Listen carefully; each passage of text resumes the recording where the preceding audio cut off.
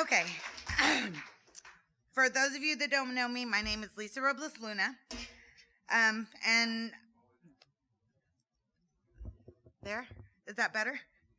I don't know how to work this thing. Oh, okay. So, there you go. I'm gonna go down sort of kind of like a timeline, I guess, of my life. First of all, I was raised by two loving parents that taught me about faith, church, how to pray mostly. They were amazing, like in every sense of the word. They believed in their faith very, very strongly and believed that God could take you out of anything. When I was 6, I was molested by my best friend's grandpa. At the age of 14, I met the boy of my dreams, and it was a game changer. He was my first kiss, my first everything, including drugs and alcohol. By the age of 15, I was pregnant and now married. Shannon, the boy, joined the Navy to support us because he was several years older than me. We had a son that was born in December of 1989. He was early, so he spent a month in NICU. We also got our first, and then he left to finish C school. And by the time Scott was 4 months, we got our first duty station, which was Groton, Connecticut. I had never been out of Salina other than to Texas, where we're from. So never away from any family, mind you. I spent the night one time away from my house, and well, that's when I was 6 and got molested. So that never happened again. So now I'm moving to Groton, Connecticut, clear across the country. Let's see, where am I at? I also found out that I was now pregnant with twins. So by the age of 17, let's recap, I am married. I have moved away from my family, and I also now am pregnant with twins. That's when I started to see the true nature of who he truly was away from my family and my big brother and all of my uncles. So he has now started hitting me. He has started not only physically abusing me, mentally abusing me. Not so much the boy of my dreams. I can't quite remember, but right before the kids were born, my twins were born, he had beat me so bad that I was very little. He'd pushed me and I fell and landed right on my stomach, and I killed one of the twins. I was pregnant with a boy and a girl. So when I delivered, it was considered a stillbirth. So I not only said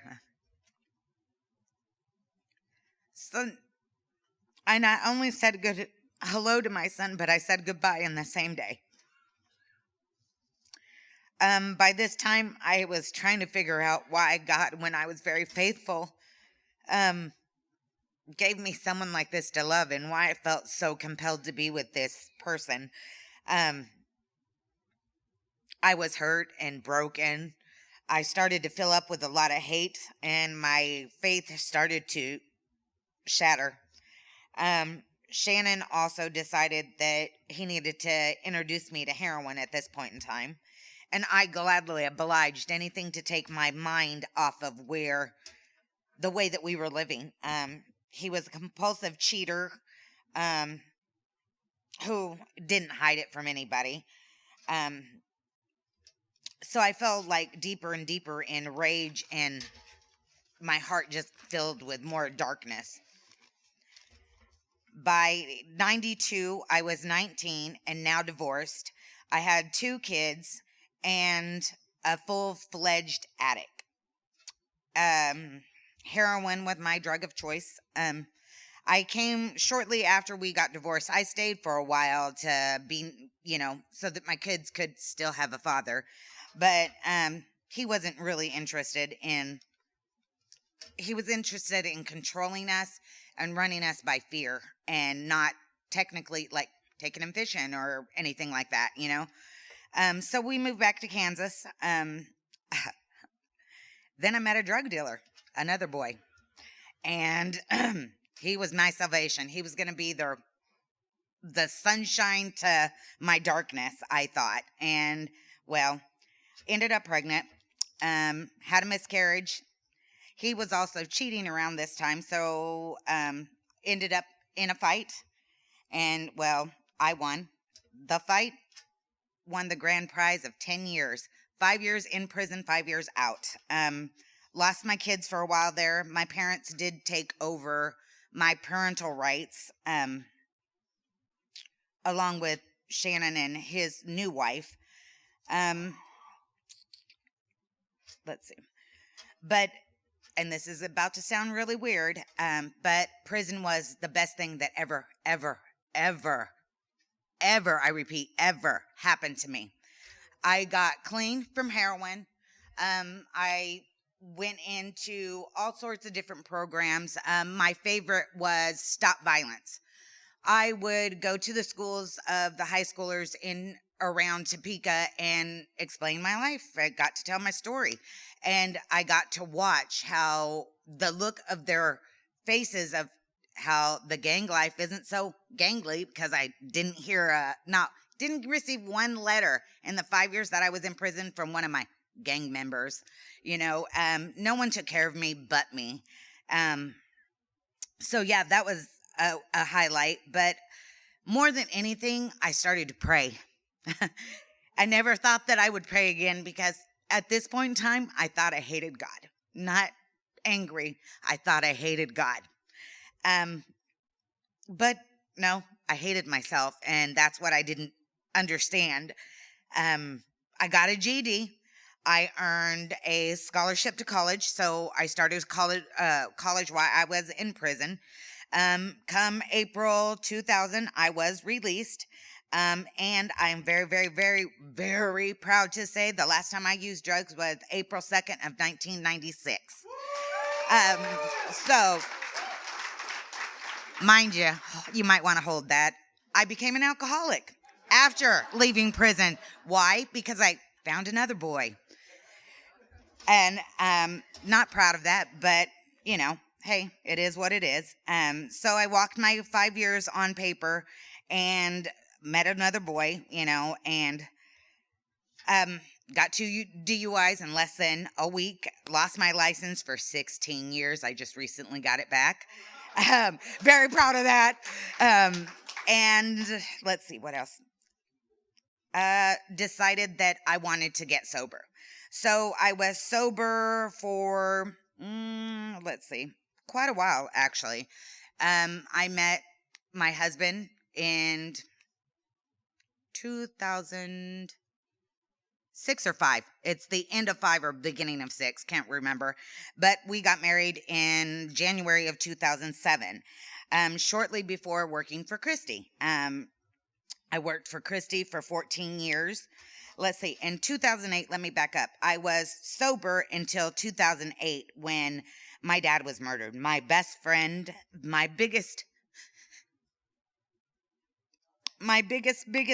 supporter and my cheerleader. My world was completely shattered again. And once again, I found myself in a very, very dark place. After planning my dad's funeral, I went a little crazy inside myself. I didn't share with anyone. I didn't talk to anyone, including my husband. I lost a lot of people in my life because I was angry and bitter, and there was no one being held accountable for my dad's death. And that was in 2008. So I stayed, and I do mean drunk, for about a year, solid. Like every day, morning to nightfall, I was drunk. Played it off really good, still went to work. And then in 2009, also, my daughter decided that she was going to live my life. She couldn't remember all the bad points on it, so she thought she would relive my life. And her husband was much, much, much older than her. He was older than me and her dad. I wasn't happy about it, but at the same time, I didn't discourage it because I figured that the more I told her not to do it, she would do it because she's so me, so me. I raised that one by myself, spit her out, everything. She is me. So a little bit hard headed. She told me she was pregnant, and in June of 2010, we had, I thought was going to be our first grandchild. She decided she chose her husband instead of her baby, and all for the right reasons. She did call me, and she did discuss that she loved her child so much that she didn't feel that it should be raised in the environment that she was living her life, or that John was living his life. So she told me to come pick him up from the hospital because she checked herself out. During delivery, too, let me back up a little bit. During delivery, Jasmine hemorrhaged, and I almost lost her. So I didn't want to push her away any further than where she was already leaving. They were leaving state and they were moving to Oklahoma, but she wasn't going to be taking Jordan. And I was okay with it because I went and got him, because that's what you do for family. He was the best thing. That he saved me in way more ways than you can ever imagine or that I could ever say. He was the joy of my life. Every ounce of love that I could love somebody, I loved him. And don't get me wrong, because I love my kids as well. But this time I was going to do it sober. I was going to raise this one sober because I was sober. And the last day I drank he was born June 3rd, and June 2nd was the last day I drank. And I stayed sober. You might want to hold that because I fall a lot. And so I was fine. Everything was going great until November of 2015. My nephew, I raised as mine, killed himself. And once again, I fell apart. But this time, I leaned on my faith. I did drink. It lasted 2 days. I was drunk for 2 days in planning his funeral and receiving his body here. And I had to transfer his body from here to Wichita because we don't have a mosque. And he chose to be Muslim in prison. But right before he killed himself, he reverted back to Christian and being a Christian. And he called me and he said, Mom, it's not going to work out. The cops are chasing me. I think they found where I was hiding. I need you to do me a favor. And I was like, what's that? And he said, I need you to pray with me and ask God to forgive me. Sorry. To forgive me for all my sins, for everything I've ever done, and for what I'm about to do. And I know there was no talking. All of my kids are hard-headed. So I knew there was no talking him out of it. And I did pray with him. And so I knew at least he'd go to heaven. And I got a call about 15 minutes after trying to go to where he was hiding that he did it. And he died halfway through Santa Fe, about where that theater is. He died right in front of the old Fox Theater. He took his last heartbeat right at that very moment. We were not allowed to see his body. We were not allowed to touch him, nothing, until we received him back from doing an autopsy. But because since the cops were chasing him, they had to prove that it was not them that fired on him. So, big whole thing. I planned his funeral and I got through it. And I prayed and leaned on my faith at that point. And I said that I was going to do something different, that I wasn't going to stay drunk this time, that I was going to dust off and keep moving, and that God does things for a reason, unbeknownst to me why. God does things for a reason, and I was blessed to have him for 26 years.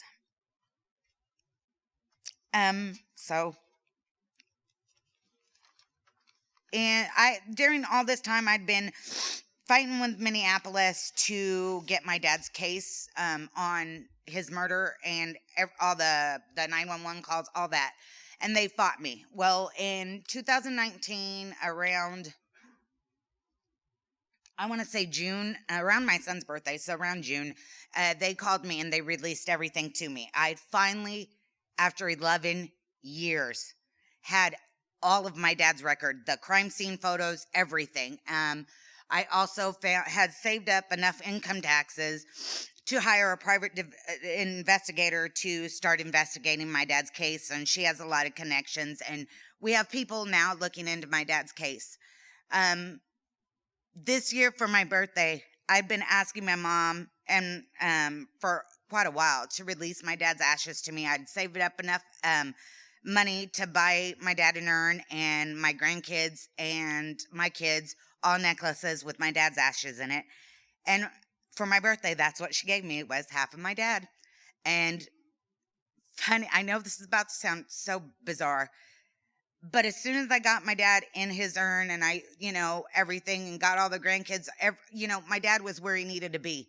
And this overwhelming peace, like, I'm not angry. It was never God I was angry at. I was mad at the situation. And I understand now that God does things for reasons, But during all of this, I bounced from church to church to church. I need to back up a little bit. I passed some stuff. Right after Joseph died, I heard about CER and I came. I'd bounced around from church to church. One of the churches even told me that I was not welcome to come back unless I covered all my tattoos. And, well, you guys see. So I went to CR and I was done with church. I wasn't going to ever go to another church again. After that, I was a little done. Kelly invited me to this one, and she told me that your guys' motto was a church with a difference. Boy, is it. I have never walked in and felt so, what I'm going through, because many of you have walked in my shoes at one point, whether it is shopping addiction, drinking, drugs, whatever, tattoos, you guys feel me, you understand me, and I can look around and feel equal. And that's something I never felt before. So I stayed, and my faith got stronger and stronger. And, well, here we are today, that I have complete peace and absolute peace. There is a Bible verse. I'm sorry, my nose is running. Well, if I can get to it here. It is Ecclesiastes. Thank you.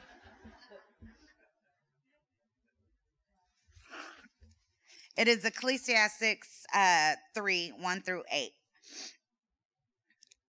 And it's right now my favorite scripture. For everything there is a season, a time for every activity under heaven, a time to be born, a time to die, a time to plant and a time to harvest, a time to kill and a time to heal, a time to tear down and a time to build, a time to cry and a time to laugh, a time to grieve and a time to dance, a time to scatter stone and a time to gather stone, a time to embrace and a time to turn away, a time to search and a time to quit searching, a time to be quiet and a time to speak, a time to love and a time to hate, a time for war and a time for peace. I am finally at that peace place. Sorry.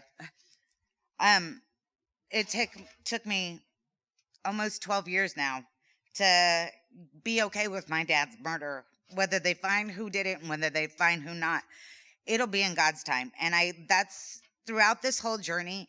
I knew God never left me, but I'm a little bit of a control freak too. And I had to learn that it was God's time, not mine. And that's one of the hardest things.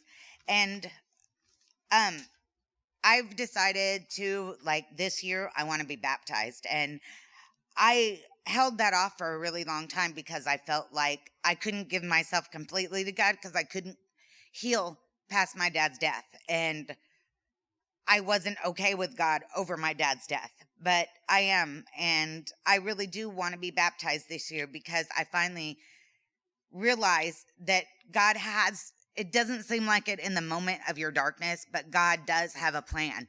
He will never, ever leave you. And that's one of his promises. And it's so, so true. Thank you for letting me share today.